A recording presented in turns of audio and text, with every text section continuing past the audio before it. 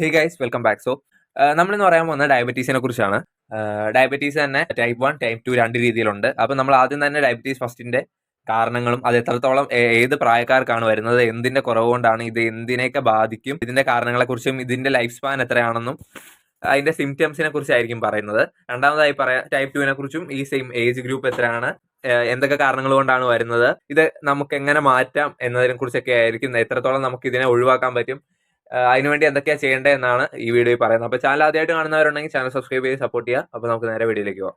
അപ്പോൾ ടൈപ്പ് 1 എന്ന് പറയുന്നത് ഡയബറ്റീസ് മെലിറ്റസ് എന്നാണ് ഇതിന് പറയുന്നത്. ഇതെന്ന് പറയുന്നത് ഗ്ലൂക്കോസിന്റെ level less than or equal to 126 glucose ആകുമ്പോഴാണ് ടൈപ്പ് 1 ഡയബറ്റീസ് വരുന്നത്. ടൈപ്പ് 1 എന്ന് പറഞ്ഞാൽ നമുക്ക് ഹെറിഡിറ്ററി പരമായിട്ട് നമുക്ക് പാരമ്പര്യപരമായിട്ട് നമുക്ക് കിട്ടുന്നതാണ് ടൈപ്പ് 1 ഡയബറ്റീസ്. 20 വയസ്സിന് താഴെയുള്ളവർക്കാണ് ടൈപ്പ് 1 ഡയബറ്റീസ് മെയിൻ ആയിട്ട് വരുന്നത്. ഇത് ബ്ലൈൻഡ്നെസ്സിനും കിഡ്നി പ്രോബ്ലംസിനും ഹൃദയാഘാതത്തിനും അങ്ങനത്തെ കാര്യങ്ങൾക്കെല്ലാം ടൈപ്പ് 1 ഡയബറ്റീസ് കാരണമാകും. 10% ആൾക്കാർക്കാണ് ടൈപ്പ് 1 ഡയബറ്റീസ് കാണപ്പെടുന്നത്. ബോഡിക്ക് ആവശ്യമായിട്ടുള്ള ഗ്ലൂക്കോസ് പ്രൊഡ്യൂസ് ചെയ്യാത്തതാണ് ടൈപ്പ് 1 ഡയബറ്റീസിന്റെ മെയിൻ ആയിട്ടുള്ള കാരണം.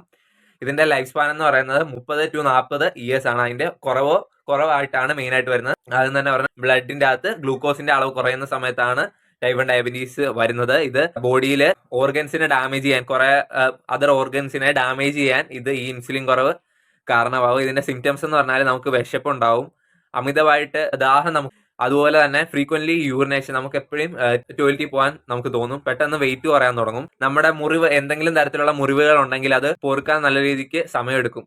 അതാണ് ടൈപ്പ് 1ന്റെ കാര്യങ്ങൾ. അപ്പൊ നിങ്ങൾക്ക് ഇത് മനസ്സിലായെന്ന് തോന്നുന്നു. മനസ്സിലായില്ലെങ്കിൽ ഒന്നും കൂടെ റിപ്പീറ്റ് ചെയ്യാണ്.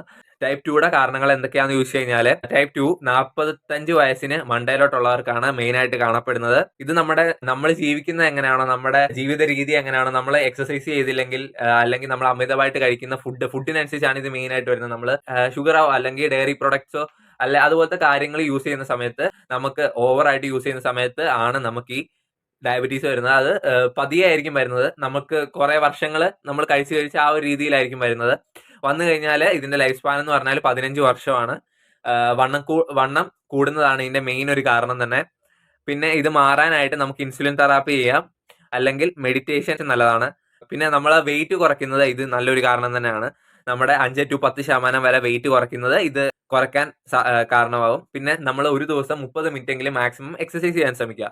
അപ്പം ഈ വീഡിയോ നിങ്ങൾക്ക് ഇഷ്ടമായെങ്കിൽ ചാനൽ സബ്സ്ക്രൈബ് ചെയ്യുന്ന കാര്യം കൺസിഡർ ചെയ്യുക. അടുത്തൊരു വീഡിയോ കാണുന്നവരെ ബൈ.